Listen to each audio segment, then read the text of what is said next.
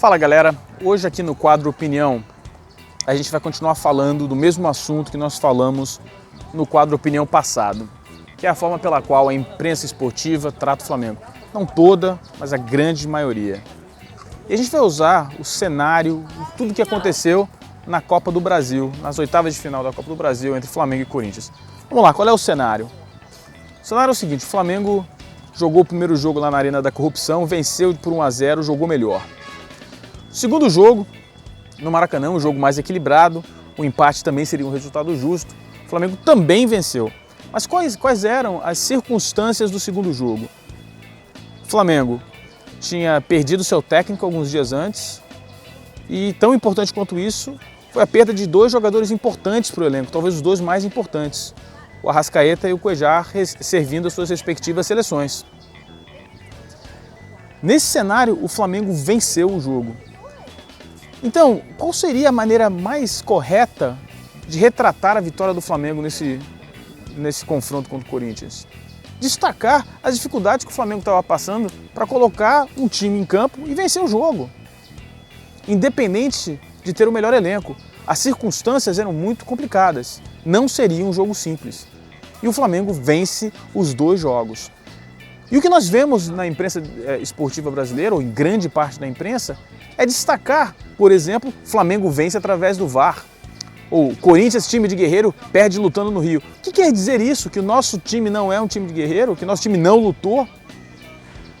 Isso deixa subentendido que o nosso time briga menos, que o Flamengo é ajudado pelo VAR. Como ajudado pelo VAR? O gol foi legítimo. O gol foi legítimo. Se o gol tivesse sido anulado, o Flamengo teria sido prejudicado pelo VAR. Não vejo nenhum benefício nisso, faz parte da regra do jogo. Quantas e quantas vezes o Flamengo, nos últimos anos, não é prejudicado por decisões erradas da arbitragem, bola na cara que vira pênalti e por aí vai. É isso que nós deveríamos ouvir. Nós deveríamos ouvir a imprensa esportiva registrando, documentando o que de fato aconteceu. Nós estamos fartos de achismo na imprensa esportiva brasileira. Nós queremos uma análise. E para fazer uma análise precisam estudar, precisam investigar, isso eles não fazem. O que na verdade acontece é o seguinte: a imprensa esportiva brasileira tem sido conivente com o mau jornalismo. Criticar o Flamengo é a maneira mais simples de ganhar audiência, tanto de anti-flamenguistas quanto de flamenguistas revoltados que entram lá para reclamar e o fazem com razão. A verdade é que não foram retratados os fatos nessas oitavas de final da Copa do Brasil. Quais foram os fatos? O Flamengo perdeu seus dois principais jogadores, o Flamengo não tinha técnico para o segundo confronto. Também não foram retratados, por exemplo, o fato de nós termos calado a torcida do Corinthians dentro da Arena da Corrupção. A menor torcida do Flamengo calou a torcida do Corinthians, que é reverenciada pela imprensa brasileira como se fosse melhor do que a do Flamengo, que é um grande absurdo. Um grande absurdo. E no Maracanã, claro, a torcida do Corinthians inexistiu. Nós engolimos a torcida do Corinthians e assim o faremos em qualquer lugar do país, inclusive em São Paulo, como fizemos. Isso a imprensa esportiva não trata.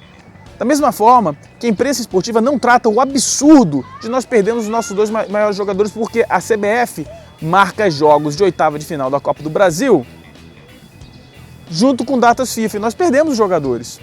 Simplesmente não podemos contar. O time que se organiza, o time que sofre por anos com elencos abaixo do que deveria, para enfim colocar a situação financeira em dia, contrata grandes jogadores e não pode contar com eles porque a doutora CBF marca jogos junto com datas FIFA.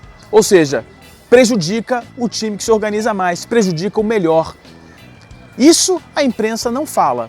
Isso a imprensa não destaca. O que se destaca é Flamengo é ajudado pelo VAR. Um grande absurdo, uma grande pasmaceira da imprensa brasileira. Grande parte da imprensa brasileira. Eu, como disse, eu não acredito numa teoria da conspiração. Eu não acredito em jornalistas sentados em volta de uma mesa e falando como nós vamos prejudicar o Flamengo. O que eu vejo são jornalistas acomodados, ao invés de retratar a verdade, correndo atrás de uma audiência fácil, de um clique fácil, para assim manter a posição que eles têm.